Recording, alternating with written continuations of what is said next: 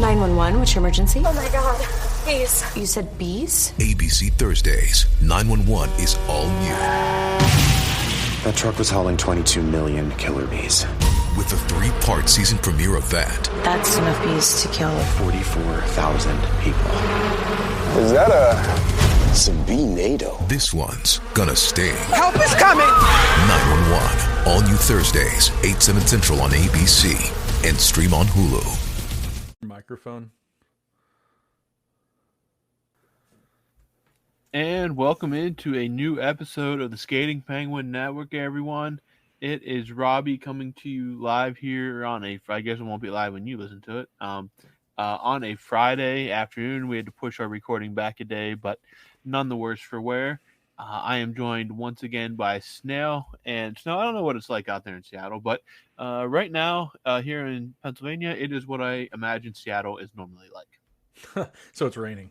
Yeah, we got a outer band of that hurricane that just hit Florida. It's not heavy rain; it's just a really light rain, and it doesn't look like there's much wind. Maybe a little breeze, so nothing serious. But it is definitely rainy. It has been rainy and dreary pretty much all day, and there's a chance that I saw a forecast that said we may not see the sun until next Thursday here in Western PA. So.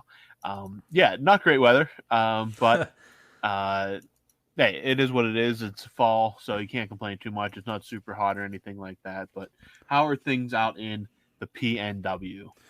They're just beautiful today. It's 63 degrees right now with a high of 64. Not a cloud in the sky. Bluebird day.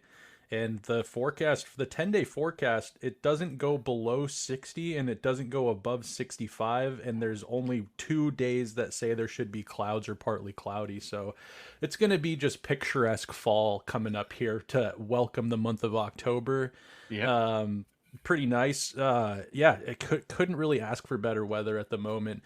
I do kind of like a drizzly day here and there, but you know, you got to take these nice days while you can because much like in Pittsburgh, it's like once the cold weather, once old man winter is here, it's a long winter for both of us. So got to get out and enjoy it while you can. But yeah, man. Absolutely. So before we jump into questions here, just some quick notes on the Penguins. They did trim down their what do we got as far as cuts? They did cut 14 players yesterday. Nothing nobody completely shocking. They all went to Wilkes-Barre to start. I'll go through these real quick. Rivas Ansons, Jack Beck, Atlee Calvert, Matthew Day St. Phal, Sam Hood, Gabe Clayson, Bennett MacArthur, Logan Patilia, Isaac Beliveau, Scooter Bricky, Justin Lee, Mats Lindgren, Philip Waugh, and Luke Richardson. And then today, on Friday, they announced the release of Nikolai Nizov from his PTO. So he is out as well. The Sharks defenseman? The former Sharks defenseman, yes. And they did also send Tanner Howe and Finn Harding to their respective junior teams for the season. So those guys, Tanner Howe was selected in the 2024 draft. He is back in Regina. Finn Harding goes to Brampton, leaving just Harrison Brunnicke as the only teenager left in training camp. So good for that kid. Yeah. I mean, he's sticking around. He's going to play one of these two weekend games here. They have a doubleheader this weekend. I believe Detroit and Ottawa. The teams have been announced, and Brunnicke is playing on I don't see him listed here. Maybe he's not playing. But they do have mostly never mind. He's a defenseman. Yeah, he's playing on Sunday in Ottawa. He'll be playing with a mixture of Matt Letang, Matt Grelzik, Pickering, Pedersen, all in there. So, busy weekend for the Penguins. 2 preseason games to keep an eye on, and this is now kind of entering the final stretch here of preseason where we're going to get some more cuts and get a better look at the roster coming up.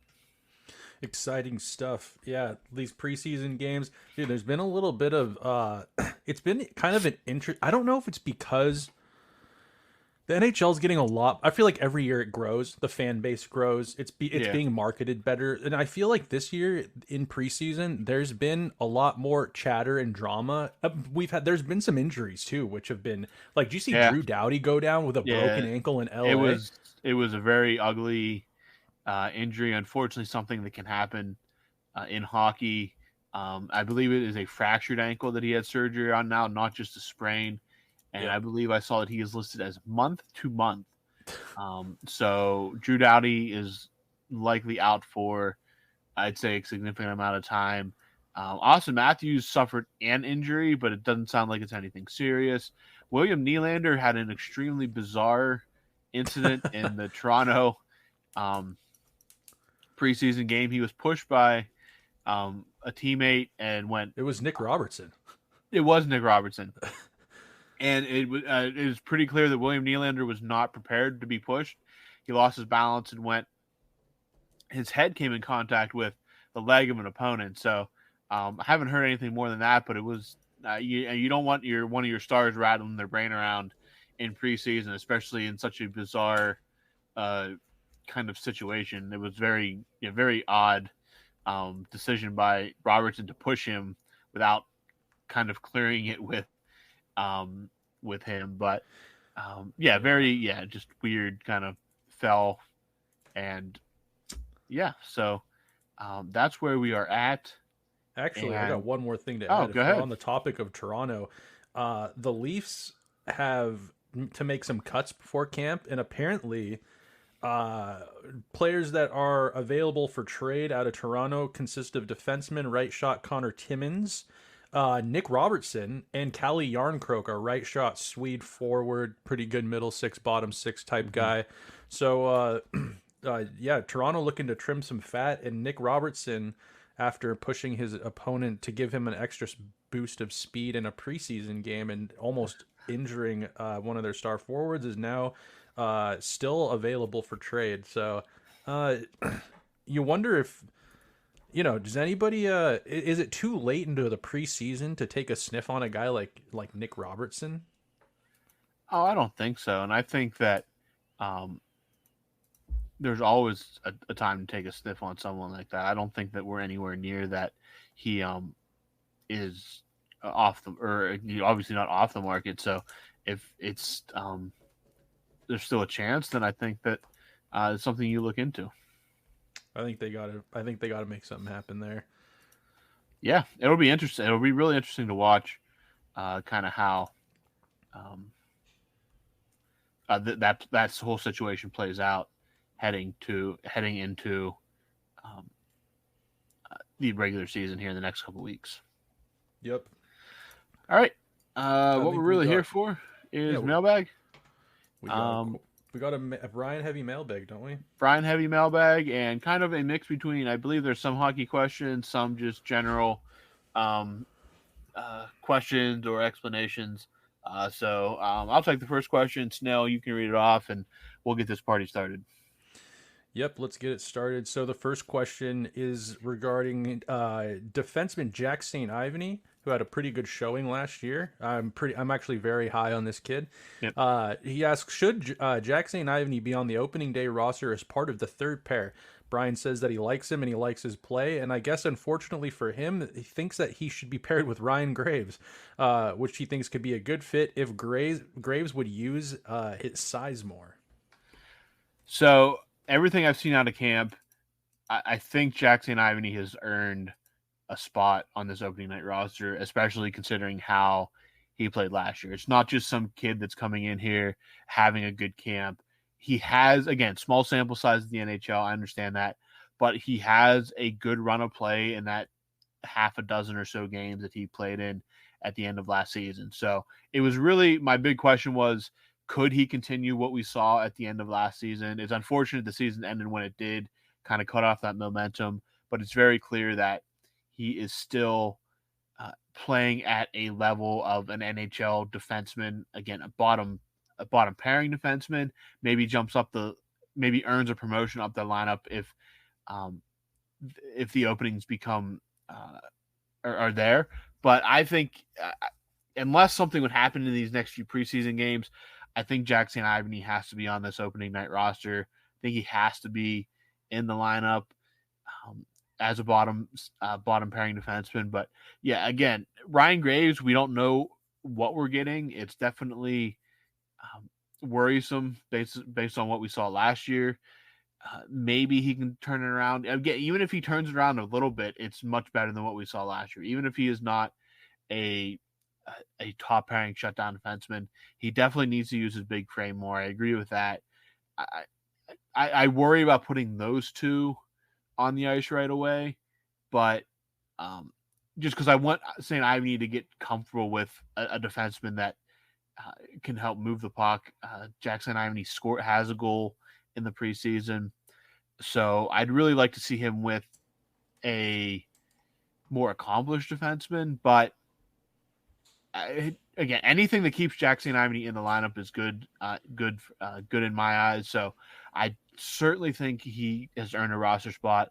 He should be on that bottom pair come opening night, and I'm really excited. He's one of the guys that I'm really excited to see how it plays out for him this season. He signed that 3-year extension in the offseason. So there's definite plans for him. Kyle Dubas likes what he sees. This isn't just a guy that is on a 2-way deal trying to maybe scratch and play 30 or 40 games. This is clearly a guy the Penguins see as a lineup regular. And if he earns that, I'm really excited to see him night in and night out, because I think he could be a really, really good defenseman for them, not just this year, but as they go through this rebuild. All right. Again, every question's from Brian, so we don't have to name who it is every time, but it says this time, with the way Kyle Dubas is able to find value in the draft, do you think he'll successfully fill the prospect cabinet if we continue to finish middle of the pack, or do you think eventually we will have to have a bottom out season to get elite prospects to pair with the talent in the pool currently? Oof. That's a heavy question. That is a heavy question, and it's something that as Penguins fans, I think we've all wondered about. Yeah. So Kyle has, I don't know what you'd grade him, Robbie, as far as a letter grade on how he's done. I think the jury's still out. Not super sure. I think that we have time to be patient with Kyle Dubas, but you have to admit he's done a pretty good job of adding youth and stockpiling some draft picks. I don't know what the exact number is for next season, but I think they've got a decent amount of draft picks coming in next year in the, like second rounders. They'll have their first rounder. I think he'll be able to successfully fill the prospect cabinet if they continue to That's a tough ask for any GM. It's not even I mean, like, some GMs have been able to do it.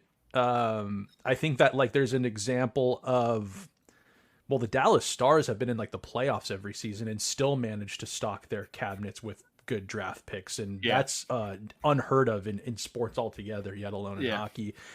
I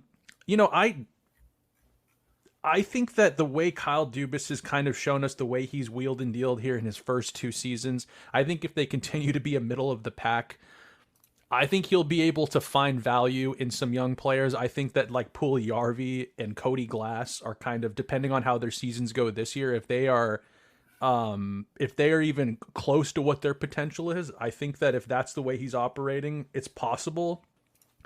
But I think that with Sid's contract being finally signed, and we kind of can see the light at the end of the tunnel for the Sid era in Pittsburgh and career-wise with him, Malkin, Letang, that trio, I think there's gonna be a day, unless Kyle Dubas just exceeds all expectations and they have a competent, good team, a good mix of talent and blue-collar young players that under Sid these next few years are able to compete, they're going to have to at some point bottom out. They're going to have a year where they're picking top 3 in the next 5 years. You know what I mean? Like, I think that it's inevitable. You can't just be middle of the pack forever. At some point, if the fans don't have Sid and Malkin and Letang and they're finishing middle of the pack or maybe even bottom, like the bottom half, fans like Robbie, you would want them to eventually just be like, we need to get a first overall pick here. We need to tank for whoever the next guy is. You're just not going to get a a Connor Bedard or a Max Celebrini in the middle of the pack. I mean, you can get again, like you said, Dallas is the perfect example, but that is I'd say an outlier in terms of like a Stankoven or an Ottinger. Like Ottinger, the rare standout first round goaltender. Truly, yeah. Yeah, it's again the Penguins might have the future goaltending situation solved between Marashov and Blomqvist. So that's not, in terms of talent going forward, that is not necessarily the biggest need that has to be filled. You're going to need again, if you look at teams that have won the Cup recently, Florida, they didn't draft Tkachuk, but Ekblad, Barkov, Tkachuk was traded, but Tkachuk was a high first round draft pick. Like, those are. Was Tkachuk a high? I thought he was like middle of the first round. But he was first round. Like, again, you could first get round, someone like that. Well, you could get like if you're so lucky, you could hit like a Pasternak or a Tkachuk or you can walk into Gustav Forsling as a waiver pickup. Totally. But Ekblad, top 3 pick. It's hard. It is hard to just counting on hitting on guys. Now, with all the picks that they are racking up, they absolutely that just helps your odds of hitting on one of these guys being a superstar. It's just all going to be on development, whether these guys can get it done or not. But if you want, like, I don't want to say it's guaranteed talent, but if you want a game changer, like Draisaitl was a 4th overall pick, it doesn't have to be the 1st overall pick. But then you have a guy like Jesse Puljujarvi, a 4th overall pick. It's hit or miss. Draisaitl is a Hall of Famer. Jesse Puljujarvi may or may not be on an NHL team come October 9th. That's very true. And yeah, there's a little bit of risk outside the top 3. There is, but your best odds of hitting on or getting one of these guys is going to be bottoming out at some point. I think it's inevitable for every organization. Just the Penguins have been so lucky to not have to. What's been the highest Penguins first rounder? That's probably a good trivia question. Well, let's not do Sid. Since the first Stanley Cup they won, what's been the highest draft pick that they've had? Would it have been Pouliot? Which Stanley Cup? 2009. It would have been, the year and that was only because of the Jordan Staal trade. Because of the Jordan Staal trade. So that would have been Derek Pouliot, because they drafted Mata with their own pick in that round, and then they got Brian Dumoulin a part of that trade as well. So it would have been Pouliot. It would have to have been. There's no way they were never closer than that. 8th was the highest they've picked since. You can't say since Sid, because they picked Stahl second the very next year. They picked Stahl second. But that since Jordan Stahl, the highest they've picked is 8th, and that was only because of a trade. Yeah. So, I mean, it's been so long since they've been even in the top 10. Yes. You've got to assume I don't think you have to necessarily bottom out to get top 10. You have to be pretty bad, but you don't have to bottom out completely. Not with a lottery, especially not with a lottery. Not with a lottery. You have to. It would take some. You still have to struggle. Yeah, it would be crazy. Like, it would be another. We talked about an anomaly in the Dallas Stars. Like, it would be an anomaly if Kyle Dubas were able to keep this ship afloat post Sid era, post Malkin era, post Letang era. If he's able to keep this ship afloat and like they're in the playoffs, and it's like Jack St. Ivany, Rutger McGroarty,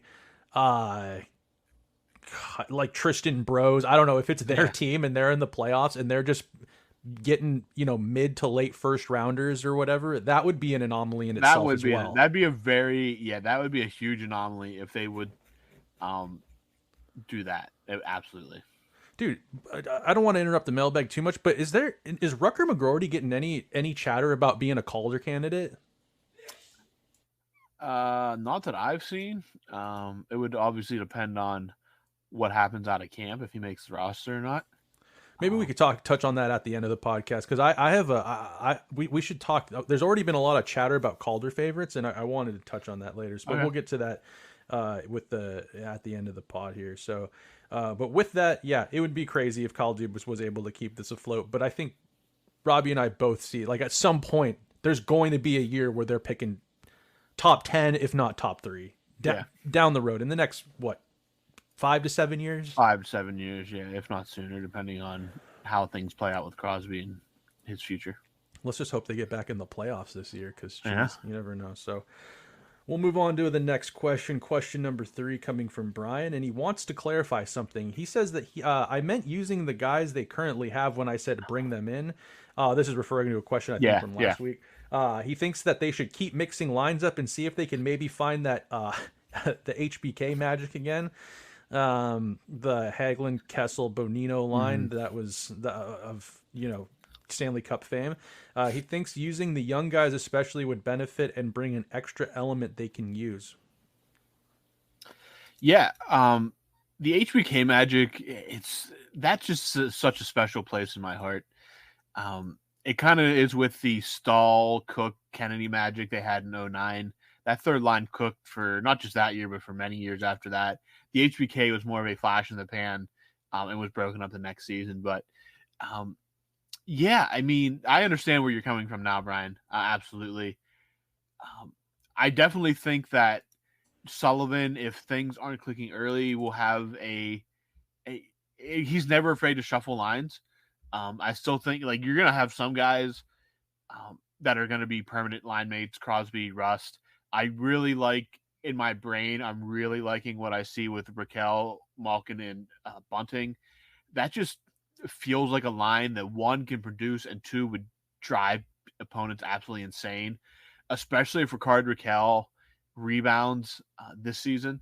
Remember, he didn't score until like December, and then he had a major shoulder injury that nagged him all throughout the season, was not 100%, looking like he is now, though. So fingers crossed that he rebounds. I'm very interested to see how they settle that left wing position on Crosby's line. We saw some Beauvillier. We've seen Drew O'Connor there now. Maybe see a flash of Rucker McGroarty at some point in the preseason. Who knows exactly? But yeah, I'm all for mixing stuff up, especially in those bottom 6 pairings, to see if you can get, again, it doesn't have to be HBK magic, because those guys were like, I mean, Kessel was obviously Phil Kessel, 400 goal scorer. Bonino was just the perfect centerman for those guys. And Hagelin he didn't have the hands, but he was an extremely skilled hockey player. I don't know if the Penguins have anybody that's even as skilled as Hagelin in that bottom 6, at least from a speed perspective, which was so devastating. People kind of sleep on how much Hagelin's speed made that line work, just because you could do Kessel or Bonino would do one of those things where they throw the puck up in the air, and then Hagelin would just beat everybody else down the ice, and all of a sudden you have possession, and you're creating havoc. So yeah, they don't have any of that speed, unfortunately, but I'm all for Mike Sullivan tinkering with those lines to see if he can find any kind of, as Brian put it, black magic to make to cause havoc for the opposing teams. Dude, that Hagelin never had a season again like he did with the HBK line. That dude couldn't score a goal to save his life for the Kings, for the Capitals. It felt like he maybe only scored against the Penguins. But dude, what a year that was to watch the HBK line cook in the playoffs too. They had such unreal numbers in the playoffs.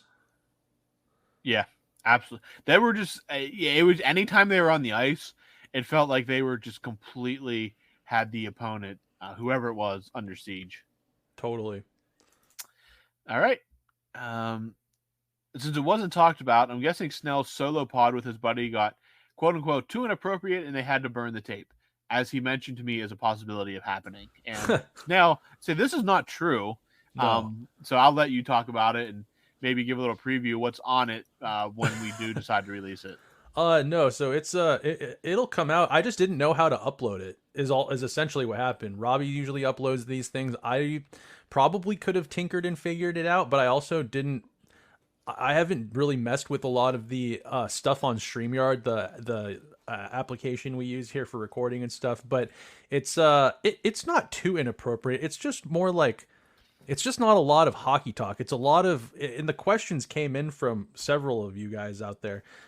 So it's nothing super inappropriate. It's just shenanigans and, a couple of stories brought up that have to do, again, nothing with hockey, more just debauchery and shenanigans and some drinking stories. So it's good. I would call it bar talk. It's like sharing stories with your buddies at the bar or something like that. Robbie, I know you're not, you're no stranger to bar chat. It's maybe we just turn it into one of those like mystical episodes that's just like out in the ether, and we just talk about, like, we just tease it for like a month or two, and then just without any warning, just drop it. And at a random time, and just be like, oh, by the way, here's this episode, go listen to it. Yeah, maybe we could do that. I'm down for that too. But it's good to know that Brian's eager for it, which makes me happy because there was low expectations for this, and I think it turned out pretty good. So sweet. Once you send it over, I'll listen to it and see, and then we'll just build on the mythical, on the lore of it, and then just drop it on some random day in the middle of the week when we don't have an episode coming out, and be like, oh yeah, by the way, here's this. I think that's what we'll do. That sounds like a good plan to me. But yeah, it's out there, and it will remain to be out there, and one day it'll be directly on your phone for your viewing and listening pleasure. Yeah. All right. Brian here asks, or actually he says here, you bring up a good point about not hearing Ovi in trade discussions. He wonders if that would still be the case if he didn't get his cup in 2018. Then the media could be right in pushing getting a guy his Ray Bork moment. God, could you imagine if Ovi was cupless at this point? Oh, you would absolutely, like, and this would be like we kind of complained about a little bit on the last episode, how all this Crosby talk being traded, blah, blah, blah. You don't hear about Ovechkin. And a lot of it is rooted in Sidney Crosby being Canadian. That's absolutely a main driving point of it. But if Ovechkin was still cupless, you would have heard it immediately. Like, after, let's say, because he had that contract run out and he had to re-sign a deal, you would have heard it like immediately that he should have gone somewhere else he should have gone to like Tampa Bay in 20 or 21, or the year they missed the playoffs in 23 with the Penguins. Like, he should have been traded to Vegas, or because Vegas is the team that could have made that work, because they don't believe the salary cap is really just the salary cap's more of a suggestion than a role. Tampa Bay, who has done the salary cap mumbo jumbo, you would have heard him say, you would have definitely heard it if he would not have got that cup. I will say, like, not to bring this back, but like, it's very funny that Crosby has freaking 3 of them. And you hear about all this, oh, what if he wants one more? Ovechkin, 1 is completely fine.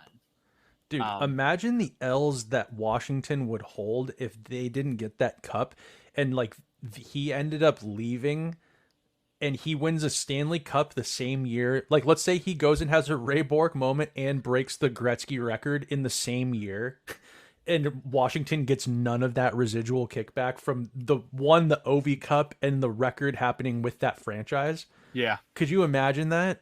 Yeah, it would have. You would need to just shut it, relocate the team. Relocate. You just have to relocate at that point. That would be utterly devastating. That would have been absolutely hilarious as a noted Capitals hater, like, absolutely, like, sure. That. The Ray Bork moment, I think by 2018, Crosby had 3. The Penguins just won back-to-back. I was kind of more like, whatever. He got his cup. It's great. He got his moment. That was a great team. Ovechkin, obviously the party afterwards was legendary. But, it was. You definitely hear more of it, way more of it now, if they wouldn't have won that cup in 2018. It would have been loud, especially if they would have like lost in the final. It would have been the drum beat would have been very loud from the get-go. Oh yeah. All right.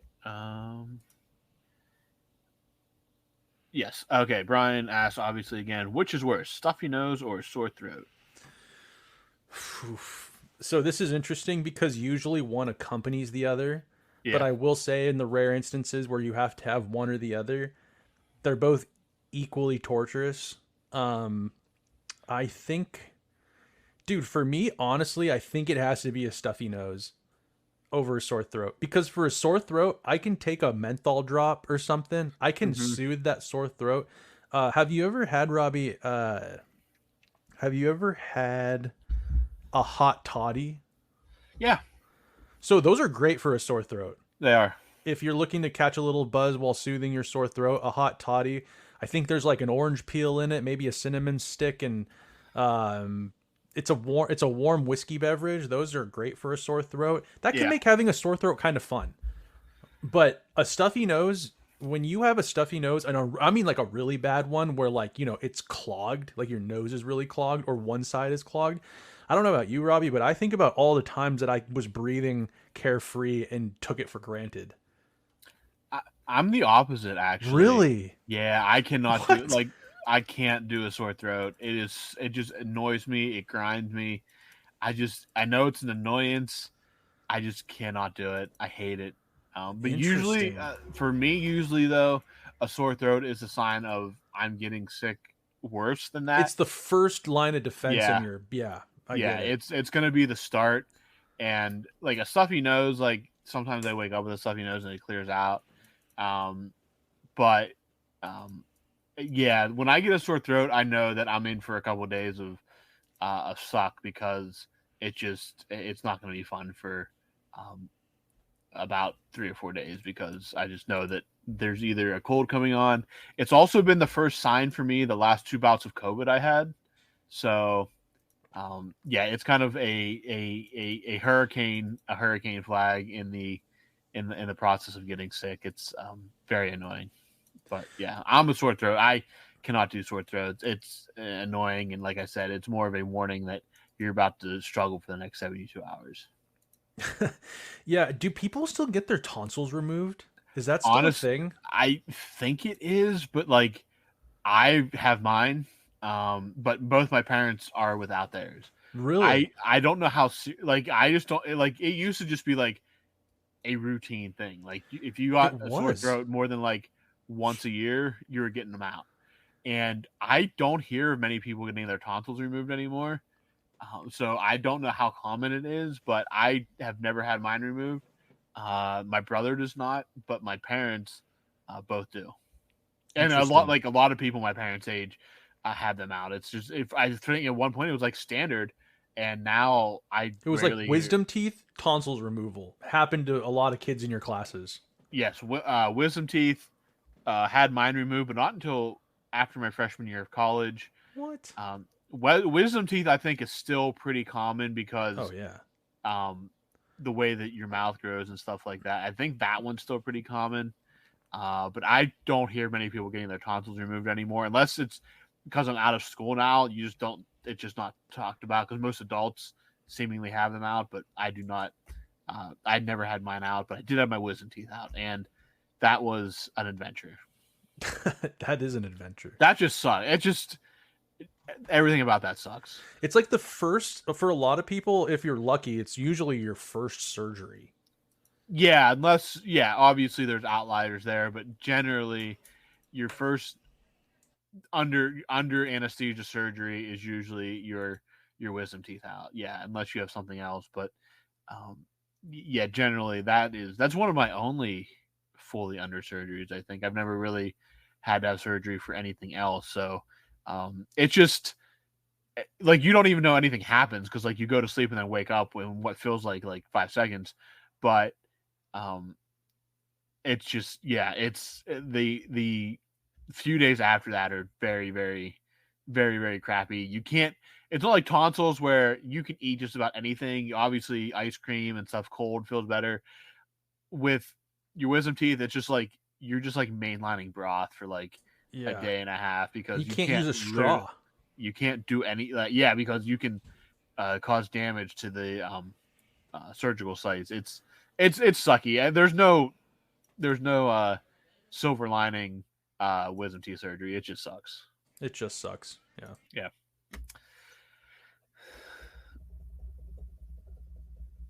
This next one's for me. for you. Where are we at? Which is Next to last. I think Robbie would like to know how I became a Buccaneers fan. So if Snail would read the text I sent him on how that happened, it'd be much appreciated. So I have that text right here for you, Robbie. This was back. This took place back on August 17th, and we were talking. I was talking a little football with our pal Brian. This was when I was trying to pick my football team for this year to follow. Yeah. And I simply asked him, "Are you a Steelers fan?" And he replied to me at 4:18 the next morning, because he's a mailman and a lunatic. And he said, "Nah, dude, Tampa Bay Buccaneers been that way since I was 8." And I just asked how that happened, because he lives in Pittsburgh. He's a Pittsburgher. Is that what you guys call yourselves? Pittsburghite? Pittsburgher? Pittsburgher. He says, "That's when I started to get into football, and they had an awesome defense, kind of just stuck through all the ups and downs, and there's been plenty of downs with them." I mean, Brian becoming a Buccaneers fan while living in Pittsburgh is impressive within itself, because like you're basically born into Steelers fandom in Pittsburgh. It's just. Do you think a baby's ever been baptized in a Steelers jersey in Pittsburgh? Oh, dude, they've been baptized in.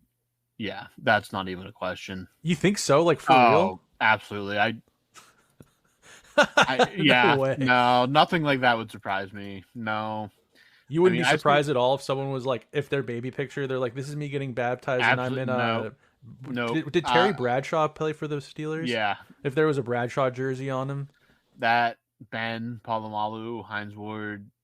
I mean, I've seen people show up to church on Sunday in Steelers gear, which is so cool. 2 years ago, the Steelers played on Christmas Eve, and Christmas Eve is more of a fancy service. I saw a dude show up in a Steelers jersey and sweats to Christmas Eve service because the Steelers played like 5 hours after church was over. Do you think that there were beers had after church? Oh, absolutely. There might have been beers had before church. That's so sick. Yeah. And it was the coldest day of the year too. It was like 3 degrees or something like that. My guy just whirls up in a Steelers jersey to church. I mean, it's the most Pittsburgh thing imaginable. I guarantee you someone's been baptized in a Steelers jersey. I guarantee you someone's gone through about every religious ceremony in a Steelers jersey at some point. I'm sure somebody showed up to their bar mitzvah in a Steelers jersey. Is there a Jewish community in Pittsburgh? Yeah, very strong very centralized Jewish community in Pittsburgh. Okay. Yeah. So you got the Amish, the Jews, and obviously Christians. Amish is more east. It's not in Pittsburgh, but there is Amish around. But it's mostly your Catholics, your Jews, are your two major groups of religious affiliation in the greater Pittsburgh area. And they've all celebrated their religious holidays in Pittsburgh jerseys. I guarantee you they've had Passover's in the spring, so maybe not quite that, but I'm sure they've done Hanukkah in Steelers gear.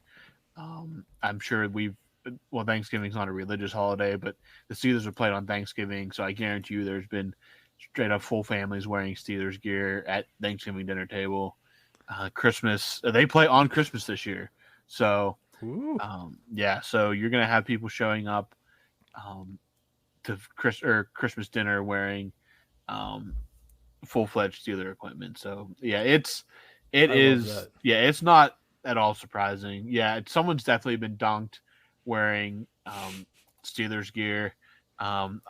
People have been married wearing Steelers gear. It's a sickness, really.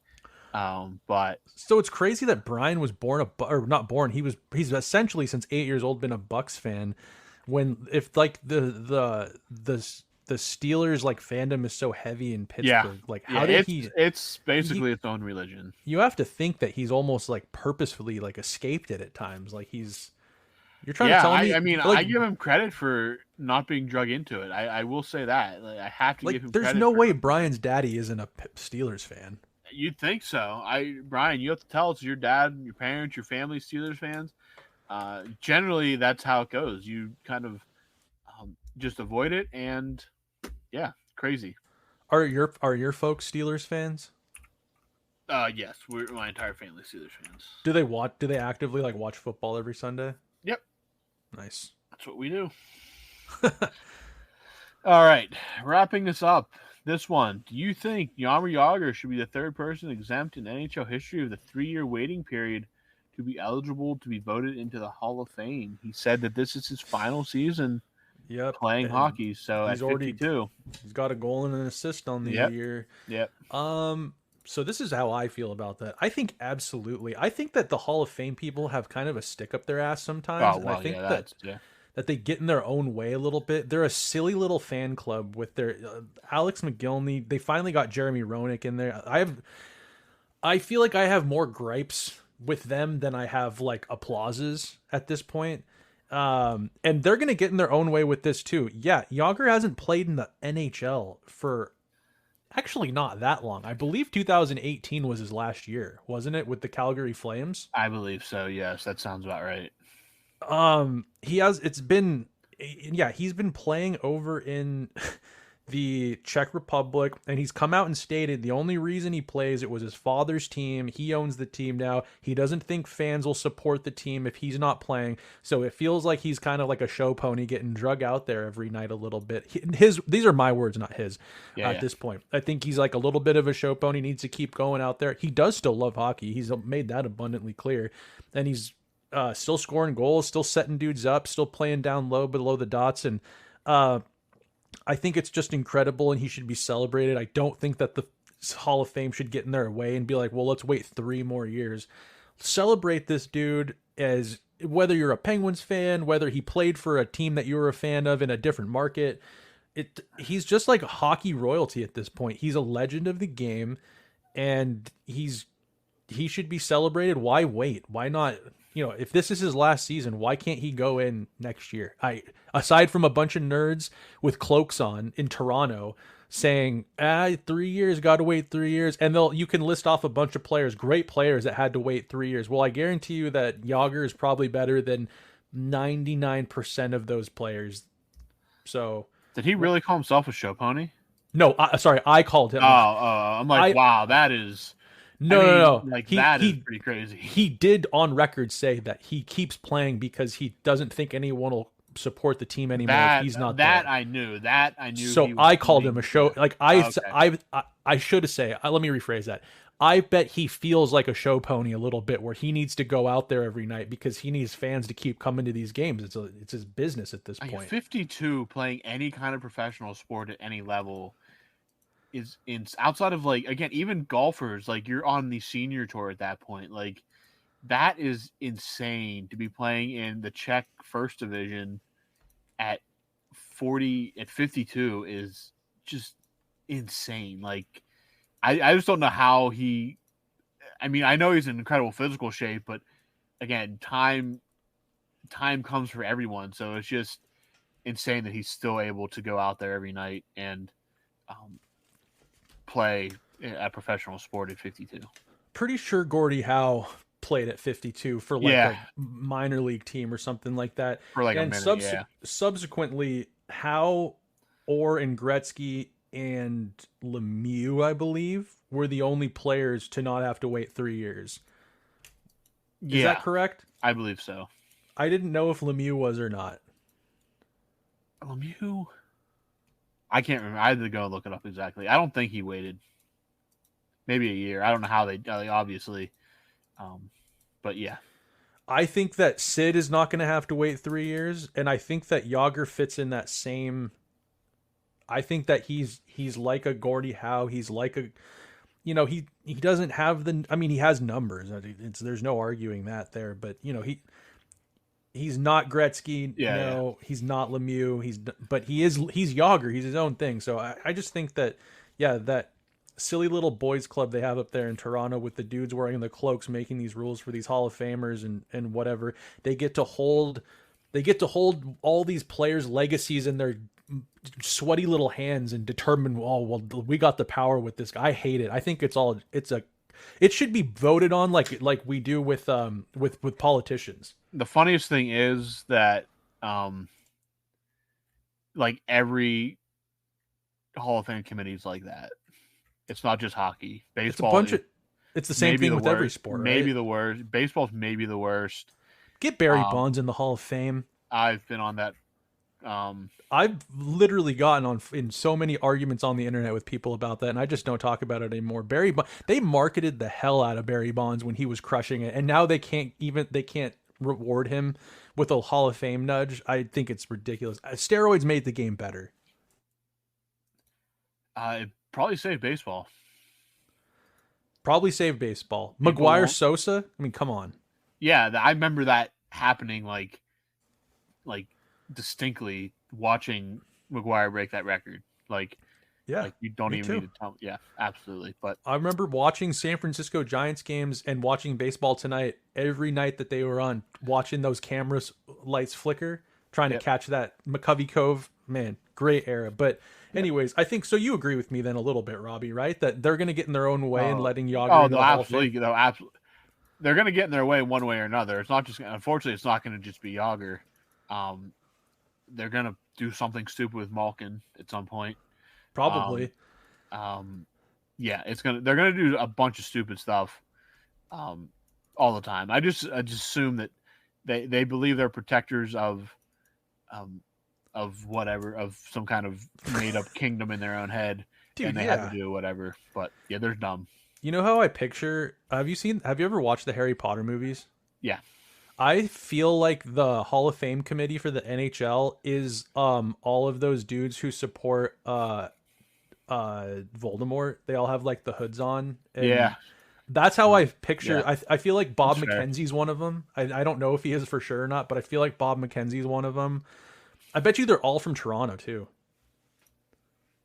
They're probably all from Toronto. Probably. They're all just a bunch of sorry Yeah. sacks. So, anyways, what do you think though, Robbie? Would you be on the train for Yager to get fast tracked? Yeah, I think that he's definitely earned it. He's going to retire the second most points in NHL history. Yeah, absolutely. I don't see how you don't. Well, we'll see. I'm sure that'll be a great topic to talk about after he retires next year when we're doing Skating Penguin Network podcast episode, whatever. And we get to talk about how they've absolutely squandered yet another opportunity to celebrate a great hockey player. Yep. All right. Well, I think that's it for That today. is it. That is it for this week. Actually, no, we got to talk. I want to talk to you about this. So, Calder. Oh, yeah. I forgot. They're talking about Lane Hudson, defenseman for the Habs. Hudson's kind of like be top to top. Yeah. Jack Hughes comparison, or not Jack Hughes, Quinn Hughes. And then you've got Matvei Michkov, who I guess is looking like the real deal in Philadelphia. From what I've been reading about their camp. Yep. And then the other one is Logan Stankoven in Dallas, technically still a rookie. Yeah, he kind of is the Matt Murray version of had a great entrance and now will technically be a rookie. A rookie.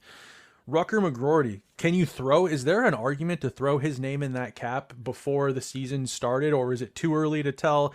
I mean, could he? If he, God, he gets stuck. He gets put on a line with Sidney Crosby and puts was Max Celebrini not on this list? Oh yeah, Max Celebrini too. Okay, I was gonna say, holy crap. Yeah, Macklin Celebrini's on there as well. Those are some great talents. Like, I'm not saying that would be true homerism if I were to say that Rucker McGroarty should be in the same breath as those guys. But you never know. These Calder races, sometimes they don't end. Like, I don't think it was super clear cut for a long time last year with Bedard being the Calder. Well, Bedard had that injury, broken jaw, and then he came back and kind of put the final stamp on it. Yeah. He's definitely the favorite. I think this class is extremely deep. So you could see a season-long battle between, like you said, Hudson, who's a defenseman, Stankoven, Celebrini, Michkov, obviously waited a year, but he's a part of this rookie class. And then, if McGroarty comes in there and puts up numbers alongside Crosby, I think he could definitely have his name in that conversation. As well. So it's going to be interesting to see because this is a very deep Calder class. So it's going to be a very fun race to watch as the season goes along. If I was a betting guy and putting money down, I would lean right now, just because we've seen him at the NHL level, I would probably lean Stankoven. Probably. Stankoven is probably really good value too on the markets because of the competition he's going up against. But we've seen what Stankoven can do at the NHL level, and it looks extremely promising. So if I was looking for a good value bet, I would say Logan Stankoven. Yeah, and he's on a great team that's poised to make another deep run in a good division. Like he's going to be getting a lot of eyes on him as well, and he's going to probably be getting some decent minutes or whatever. But yeah, there've been some years where like the Calder race was light. Like it wasn't really, it took most of the year. Like I think that year that Matty Beniers won it, I think that it was kind of no one was really talking about it too much. I think with the Kraken being in their second year, let me look it up quick here. It was between him, first overall pick Owen Power, and the goaltender in Edmonton, Stuart Skinner. Okay. And there was the year with Moritz Seider, I think, and then there was last year with Bedard and that Brock Faber kid. So it'll be interesting to see. But it's been a while since the Penguins have had, since Matt Murray, I'd say, like maybe someone you could throw their name in the hat for a Calder. Okay, that's yeah. Would you agree with that? I mean, since Matt Murray, have they had anybody that they could throw their name in a hat for a Calder type player? No. Murray was like the last one, really. I mean, they haven't had an impact rookie in quite a while. Since Daniel Sprong. Even that, yeah. I know, that's a reach even. Yeah. Well, that's all I wanted to talk about. Calder talk. It sounds good to me. So that wraps up our second episode of the week, meaning that we will be back next week with more. We'll have plenty of hockey to talk about starting on Monday, 2 games this weekend, maybe some more roster cuts, more mailbag. So watch for that tweet on Sunday. So as for Snail, I'm Robbie. We will talk to you guys next week.